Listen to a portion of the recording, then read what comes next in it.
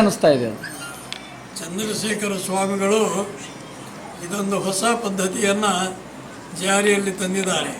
ಯಾರೂ ಈ ಪದ್ಧತಿಯನ್ನು ಮಾಡಿದ್ದಿಲ್ಲ. ಅವರು ಹೊಸ ಹಿರಿಯರಾದಂಥ ಶಿವಾಚಾರ್ಯನ ಒಳ್ಳೆಯ ಶಿವಾಚಾರ್ಯ ಗುರುತಿಸಿ ಅವರ ಮಠಕ್ಕೆ ಹೋಗಿ ಅವರಿಗೆ ಸನ್ಮಾನ ಮಾಡ್ತಕ್ಕಂಥ ಒಂದು ಅತ್ಯಂತ ಗೌರವಯುತವಾಗಿರ್ತಕ್ಕಂಥ ದೊಡ್ಡ ಗುರುಭಕ್ತಿ ಇದು. ಗುರುಗಳಿದ್ದಲ್ಲಿಗೆ ಹೋಗಿ ಪೂಜ್ಯರಿಗೆ ಸನ್ಮಾನವನ್ನು ಮಾಡ್ತಾ ಇದ್ದಾರಲ್ಲ, ಇದು ಹಿಂದೆ ಯಾರೂ ಮಾಡಿಲ್ಲ. ಇದನ್ನು ಹೊಸದನ್ನು ಚಂದ್ರಶೇಖರ ಶಿವಾಚಾರ್ಯ ಮಾಡ್ತಾ ಇದ್ದಾರೆ. ಇದು ಬಹಳ ಸಂತೋಷವನ್ನುಂಟು ಮಾಡಿದೆ. ಪೂಜ್ಯರಿಗೆ ಭಗವಂತ ಇನ್ನೂ ಆರೋಗ್ಯವನ್ನು ಕೊಡಲಿ ಅಂತ ತುಂಬ ಹೃದಯದಿಂದ ಭಗವಂತನ ಪ್ರಾರ್ಥನೆ ಮಾಡ್ತಾ ಇದ್ದಾರೆ. ಪಾಡ್ಯ ಅಂತಂದ್ರೆ ಅವತ್ತು ಜಗದ್ಗುರು ಪಂಚಾಚಾರ್ಯ ಯುಗಮಾನೋತ್ಸವವನ್ನು ಕೇವಲ ಮಠಗಳಲ್ಲಿ ಅಷ್ಟೇ ಮಾಡಬಾರ್ದು, ಪ್ರತಿ ಮನೆಗಳಲ್ಲಿ ಜಗದ್ಗುರು ಪಂಚಾಚಾರ್ಯರ ಯುಗಮಾನೋತ್ಸವವನ್ನು ಮಾಡಬೇಕು. ಪಂಚಾಚಾರ್ಯರ ನೆನಪಿನೊಳಗೆ ನಾವು ಹಿರಿಯ ಸ್ವಾಮಿಗಳನ್ನು ಗೌರವಿಸುವಂಥ ಒಂದು ಪರಂಪರೆ ಶ್ರೀಮಠ ಇಟ್ಕೊಂಡು ಬಂದಿದೆ.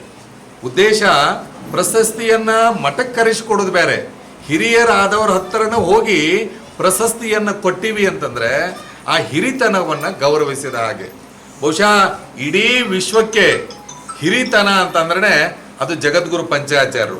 ಆ ಪಂಚಾಚಾರ್ಯರ ಪರಂಪರೆಯಲ್ಲಿ ಬಂದಿರತಕ್ಕಂಥ ಅನೇಕ ಸ್ವಾಮಿಗಳನ್ನು ಗುರುತಿಸುವಂಥ ಕಾರ್ಯ ಶ್ರೀಮಠ ಮಾಡ್ಕೊಂಡು ಬಂದಿದೆ. ಭಾಳಷ್ಟು ವಿದ್ವಾಂಸರು, MA ಪದವೀಧರರು ಅಷ್ಟೇ ಅಲ್ಲದೆ ಕೃಷಿಯ ಬಗ್ಗೆ ಹೆಚ್ಚು ಆಸಕ್ತಿಯನ್ನು ಇಟ್ಟುಕೊಂಡಿರ್ತಕ್ಕಂಥ ಬನ್ನೂರು ಚಿಕ್ಕಮಠದ ಸಿದ್ಧಲಿಂಗ ಶಿವಾಚಾರ್ಯರಿಗೆ ಈ ವರ್ಷದ ಪಂಚಾಚಾರ್ಯ ಶ್ರೀ ಪ್ರಶಸ್ತಿಯನ್ನು ನೀಡ್ತಾ ಇರೋದು ನಮಗೆ ಅತೀವ ಸಂತೋಷವನ್ನು ತಂದಿದೆ.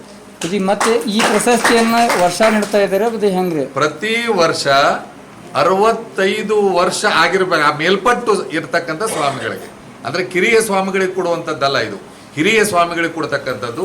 ಹೋದ ಸರಿ ಅಮ್ಮಿನಭಾವಿ ಶ್ರೀಗಳಿಗೆ ಕೊಟ್ಟಿವಿ, ಈ ಸರಿ ಪರಮ ಪೂಜ್ಯರಿಗೆ ಕೊಟ್ಟಿವಿ. ಮುಂದಿನ ವರ್ಷ ಇನ್ನು ಪಂಚಾಚಾರ್ಯರು ಏನು ಹೇಳ್ತಾರೋ ಅದನ್ನು ನಾವು ಮಾಡ್ತೇವೆ. ಕರ್ನಾಟಕದ ತುಂಬ ಇದನ್ನ ಪ್ರಶಸ್ತಿ ಕೊಡಲು ನೀವು ಬಯಸ್ತಾ ಇದ್ದೀರಾ? ಕರ್ನಾಟಕದ ತುಂಬ ಅಷ್ಟೇ ಅಲ್ಲ, ಭಾರತದ ತುಂಬ ಇರತಕ್ಕಂಥ ಸ್ವಾಮಿಗಳನ್ನು ಗುರುತಿಸಿಕೊಡುವಂಥ ಪರಂಪರೆ ಶ್ರೀಮಠ ಹಮ್ಮಿಕೊಂಡಿದೆ.